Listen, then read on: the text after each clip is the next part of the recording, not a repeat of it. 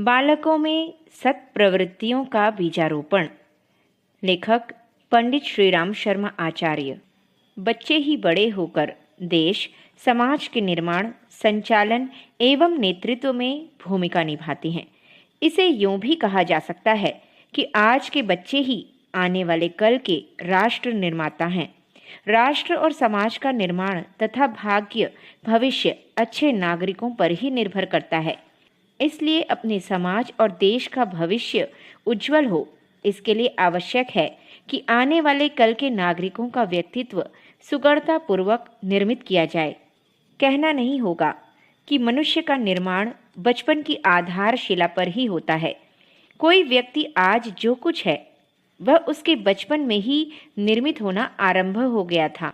कौन माता पिता नहीं चाहेंगे कि उनके बच्चे सभ्य समाज की एक कड़ी बने, महान बने, उनकी आकांक्षाओं के अनुरूप बनकर उनका तथा स्वयं का नाम उज्जवल करें। फिर यह सब कैसे होगा? कैसे उनके बच्चे महान बन सकेंगे? इसके लिए माता पिता को त्याग, परिश्रम तथा अथक प्रयास व लगन के साथ बच्चों की नींव मजबूत बनानी होगी। परिवार एक पाठशाला है।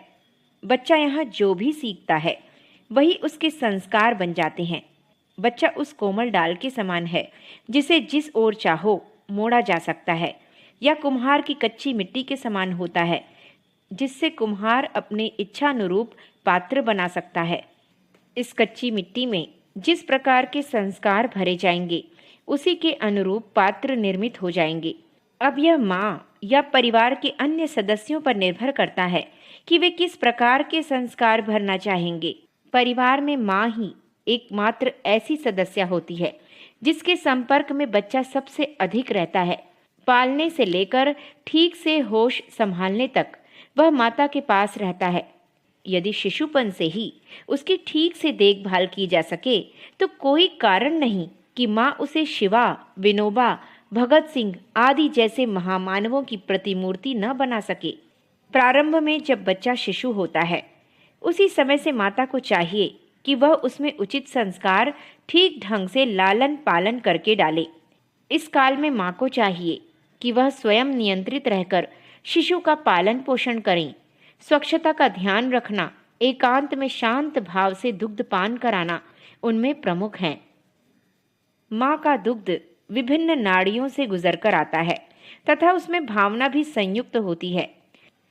इसलिए यदि माँ के मन में खिंचाव, तनाव तथा हीन भावनाएं होंगी तो उन भावनाओं का प्रभाव दुग्ध द्वारा शिशु पर भी पड़ने की पूरी संभावना होती है। इसी प्रकार वातावरण में भी इस प्रकार की व्यवस्था हो कि शिशु को हर दशा में आराम का अनुभव होता रहे। जब शिशु बड़ा होता है और धीरे धीरे बातों को समझने लायक हो जाता है, यहीं से उसका वास्तविक शिक्षण प्रारंभ होता है। इस अवस्था में परिवार ही उसकी प्रवेशिका होता है जिससे वह सब कुछ सीखता है। इसलिए परिवार का वातावरण उचित होना चाहिए। परिवार की व्यवस्था इस प्रकार की हो कि बच्चा हर प्रकार की अच्छी आदतों का अनुकरण कर सके जो उसके निर्माण में सहायक हों। इस अवस्था में माँ को बहुत बड़ी भूमिका निभानी पड़ती है। प्रगति का घोंसला छोटी छोटी आदतों के तिनकों से बुनकर तैयार होता है। देखने में ऐसी आदतें छोटी भले ही हों, परंतु इनका प्रभाव बच्चों के कोमल मन पर बहुत अधिक पड़ता है। इन छोटी छोटी आदतों में सर्वप्रथम है नियमित दिनचर्या। प्रतिदिन समय पर उठना, शौच, स्नान, मंजन, सफाई आदि की नियमित आदत बच्चों में तथा पूरे परिवार में डालनी चाहिए। इसके साथ ही समय विभाजन से कई तरह के अन्य कार्य करने का, यहाँ तक कि मनोरंजन, विश्राम का भी पर्याप्त समय मिल जाता है। बच्चों को समझाया जाए कि नियमित दिनचर्या के क्या लाभ हैं और अनियमितता से क्या हानियां होती हैं। इन बातों को बच्चों के मन पर अच्छी प्रकार बैठा देना चाहिए ताकि ये छोटी छोटी आदतें उनके जीवन की नियमित दिनचर्या बन जाए। बच्चों में ऐसी भावना भरनी चाहिए कि वह अपने से बड़ों का सम्मान करे, उनसे शिष्टाचार के साथ बातें करें। इसके लिए यह नितांत आवश्यक है कि परिवार में भी इसी के अनुकूल वातावरण बनाया जाए, क्योंकि बच्चा बंदर की तरह नकलची होता है। जैसा स्वयं हम व्यवहार करते हैं उसी का अनुकरण बच्चा भी करता है। इसलिए उनकी भावनाओं को उभारने के लिए उसी प्रकार के वातावरण का निर्माण करना चाहिए जिसकी हम बच्चे से अपेक्षा करते हैं। हमारी भारतीय परंपरा अपने से बड़ों का चरण स्पर्श द्वारा अभिवादन करने की रही है। यह भावना बच्चों में भी भरनी चाहिए। इसके लिए यह आवश्यक है कि बड़े लोग भी बच्चों या अपने से छोटे बड़ों से वैसा ही व्यवहार करें जैसी वे बच्चों से अपेक्षा करते हैं। बड़ों को भी बच्चों के साथ शिष्टाचार के साथ पेश आना चाहिए। व्यवहार में नम्रता, शीलता, सज्जनता का पुट रहना आवश्यक है। बच्चों का अपमान न किया जाए, उनके स्वाभिमान को ठेस न पहुंचाई जाए। अबोध बालक से भी आपका संबोधन किया जाए। यदि आप नहीं तो कम से कम तुम तो कहा ही जाए। तू के शब्द को असभ्य माना जाए। कन्या या पुत्र में कोई अंतर न समझा जाए। दोनों के साथ एक सा व्यवहार किया जाए। बच्चों में धार्मिक भावनाओं का समावेश किया जाना चाहिए ताकि वे धर्म के मूल्यों को समझ सकें। उनमें ईश्वर के प्रति श्रद्धा व विश्वास बढ़ सके। इससे वे बड़े होकर अनीतिगामी न हो सकेंगे। इसके लिए प्रारंभ से ही उन्हें सामूहिक प्रार्थना का अभ्यास, गायत्री मंत्रोच्चारण या कोई भावनापूर्ण प्रार्थना करने की आदत प्रातः एवं सायं डालनी चाहिए। साथ ही साथ उन्हें प्रार्थना के तथा गायत्री मंत्र के लाभों के बारे में भी बताया जाए। मिलजुल कर खेलने तथा रहने की बच्चों में तीव्र भावना होती है। यह भावना बनी रहे इसके लिए उचित वातावरण का होना आवश्यक है। मिल बांटकर खाने, एक ही खिलौने से मिलजुल कर खेलने की आदतों को बढ़ावा देना, परस्पर मिलकर काम करने की परंपरा डालने से उनमें विश्व मैत्री की भावना का विकास हो सकता है। कभी कभी माता पिता बच्चों की छोटी छोटी बातों से तंग आकर अकारण ही उन्हें झिड़क देते हैं। इससे बच्चों के मन में हीन भावना घर कर जाती है जो उनके विकास में बड़ी बाधा पहुंचाती है। अतः बच्चे बेकार के कामों में न उलझे रहें, इसके लिए उनमें रचनात्मक कार्यों के प्रति आकर्षण पैदा किया जा सकता है जिससे वे क्रियाशील रहें। उन्हें ऐसी प्रेरणा दी जाए ताकि वे अपना काम स्वयं कर सकें, समय का उपयोग समझ सकें। घर में हर किसी को मितव्ययिता तथा सादगी का पाठ पढ़ाया जाए। चटोरापन, फिजूल खर्ची, उद्धत श्रृंगार, गाली गलौज जैसी बुरी आदतें बच्चों में न पनपने पाए, इसका विशेष ध्यान रखा जाना चाहिए। लाड़ चाव से किसी में भी फिजूल खर्ची की आदत नहीं डालनी चाहिए। सादगी अपने आप में एक बहुत बड़ा गुण है। बच्चों को इसकी शिक्षा देनी चाहिए। बच्चों के पहनावे का ध्यान रखना चाहिए। बच्चों को स्वच्छ तथा स्वस्थ तो रखा ही जाए, उन्हें आकर्षक भी बनाया जाए, परंतु किसी भी दशा में फैशनेबल न बनाया जाए। उन्हें सादगी व सज्जनता का गौरव सीखने दिया जाए। इससे वे सादगी में हीनता का अनुभव नहीं करेंगे, अपनी प्रामाणिकता पर स्वयं संतुष्ट होंगे तथा दूसरों की दृष्टि में वजनदार सिद्ध होंगे। सादगी के साथ ही उन्हें अपने स्वास्थ्य के प्रति भी सजग रहने की शिक्षा दी जाए। छोटे मोटे खेल व विनोद घर में ही किए जा सकते हैं जिसमें संगीत का अभ्यास भी सम्मिलित है। इससे पूरे परिवार में सरसता की लहर दौड़ पड़ेगी तथा बच्चे की प्रतिभा का विकास होगा। बच्चों के स्वस्थ मनोरंजनों के प्रति उनका आकर्षण न हो। बच्चों को साथ लेकर स्वास्थ्यवर्धक स्थानों में, पार्क, दर्शनीय स्थानों में जाना चाहिए तथा कभी अवकाश के दिन या त्योहार के दिन पिकनिक पर निकल पड़ना चाहिए। इससे बच्चे को प्राकृतिक दृश्यों के प्रति प्रेम भावना का विकास होगा। प्रायः बच्चों में बड़प्पन की भावना देखने को मिलती है। बड़े बच्चे अपने छोटों पर अपना बड़प्पन लादना चाहते हैं। समय समय पर बच्चों के खेलों में यह भावना देखने को मिलती है। कभी कभी जब खेल खेल में छोटे बच्चे जीत जाते हैं तो बड़ों के मन में उनके प्रति प्रतिस्पर्धा जाग जाती है। प्रतिस्पर्धा की वह भावना बड़ी खराब है। इसलिए बच्चों को इसके प्रति सजग रहने की शिक्षा दी जानी चाहिए कि वे खेलों में छोटों को उत्साहित किया करें जिससे उनमें हीन भावना उत्पन्न नहीं होने पावे। बच्चों को राम व भरत के उदाहरण के द्वारा समझाया जा सकता है कि बचपन में राम खेल में जीतने पर भी अपने छोटे भाइयों को जिता देते थे और स्वयं हार जाते थे। चित्रकूट में भरत ने स्वयं कहा है, मोह पर कृपा सनेहु विशेषी, खेलत खुनिस कबहु न देखी, मैं प्रभु कृपा रीति जिम जोही, हारे हु खेल जितावहु मोही। यदि यही भावना बच्चों में भरी जाए तो उनमें बड़प्पन के अहंकार का भूत नहीं बढ़ पाएगा। वे घर में ही नहीं, बाहर भी अपने से छोटों के प्रति वही स्नेह रखने में सफल होंगे।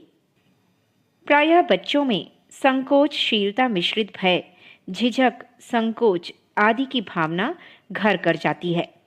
कुछ बच्चे घर में तो मुखर होते हैं, परंतु बाहर जाने पर कुछ नहीं बोल सकते, शर्म मिश्रित भय से ग्रसित हो जाते हैं।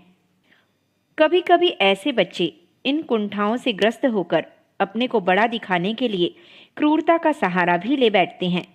अतः माता पिता तथा परिवार सदस्य इस पर ध्यान दें। ऐसी स्थिति में उन्हें व्यवहार कुशल तथा मिलनसार बनाने की चेष्टा करनी चाहिए। इसके लिए सांस्कृतिक कार्यक्रम, बच्चों की सामूहिक गोष्ठी, छोटे छोटे नाटक, खेल आदि की व्यवस्था की जानी चाहिए। इससे बच्चों में धीरे धीरे आत्मविश्वास की भावना भरने लगेगी तथा मिलनसारिता आएगी। माता पिता को चाहिए कि बच्चों में स्वयं निर्णय लेने की क्षमता का विकास करें। इसके लिए माता पिता को भी समस्या के प्रति ठोस निर्णय लेने चाहिए। प्रायः माता पिता बच्चे के गलत निर्णय लेने पर उन्हें डांट फटकार लगाते हैं या प्रताड़ित करते हैं। यह गलत है। गलत निर्णय लेने पर भी बच्चों के प्रति सहानुभूति रखनी चाहिए तथा उनको प्रोत्साहित करना चाहिए कि वे सही निर्णय लेने की क्षमता का विकास करें। इससे बच्चे का आत्मविश्वास जागेगा एवं उसे सही निर्णय लेने में सहायता मिलेगी। अतः यदि परिवार तथा माता पिता प्रारंभ से ही बच्चे की क्रियाकलापों की ओर ध्यान दें, बच्चों की चहुमुखी प्रतिभा को विकसित करने में अपना पूरा योगदान दें, तो कोई कारण नहीं कि बच्चे सुसंस्कृत, सभ्य, आत्मस्वाभिमानी, निडर, आत्मनिर्भर न बने और नए समाज के आधार स्तंभ न सिद्ध हों। भावी समाज का महल इन्हीं बच्चों द्वारा बनना है।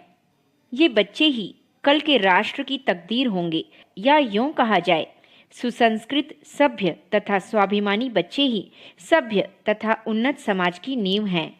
इस देखभाली के अतिरिक्त अभिभावकों को चाहिए कि वे उस समय बच्चों से पढ़ाई के विषय में इस प्रकार बातचीत किया करें जिससे वे शिक्षा की गरिमा अनुभव करें और प्रेरणा पाएं। इसी समय बच्चों को स्वयं भी कुछ न कुछ पढ़ाना चाहिए और कभी कभी उनकी परीक्षा लेकर यह पता भी करना चाहिए कि वे किस गति से प्रगति कर रहे हैं। इस प्रकार बच्चों की पढ़ाई में स्वयं भाग लेकर उनकी रुचि बढ़ाते रहना चाहिए।